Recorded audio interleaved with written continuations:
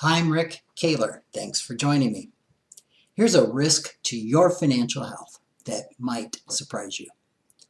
Following poor financial advice or buying expensive investments from relatives and friends. Now, there's two reasons for this. First, we tend to trust and rely on people we know naturally. Second, research finds that humans have a deep-seated desire to meet the needs of others. So helping a relative or friend get started in their financial career, well, it's just human nature.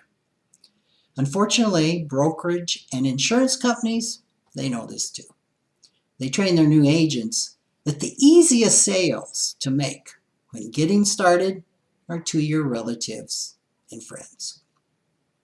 Anytime I find an ill-advised financial product that a client has purchased from a relative or friend, I cringe, anticipating the client's resistance to canceling it. Regardless of how bad the advice was, or how outrageous the fees of an investment product may be, the deeper the relationship, the more difficulty there's going to be in changing course. Let me give you a typical example. We'll call them Jim and Sophia, not their real names. They're two young professionals married at around the same time Jim's uncle went to work for a financial services company. The uncle sold Jim a $250,000 variable universal life policy with a $500 monthly premium. Jim and Sophia were happy, thinking they'd made a prudent choice to start saving for retirement and help out a relative at the same time. When Sophia became pregnant, the couple decided to engage a fee-only financial planner. She found they were underinsured to provide for a family, and also that the VUL policy was incredibly expensive and ill-advised for their needs. She recommended canceling the policy with its $500 a month premium and taking that and paying $300 a month for two $1 million term life policies and putting $200 a month into a tax-free Roth IRA. Well, Sophia and Jim told this to their uncle. He was shocked at the planner's poor advice. He contended that any competent financial planner would know a person needs permanent insurance as a foundation to raise their child in the case of premature death, fund their retirement, pay estate taxes, and just like a Roth, it's tax-free.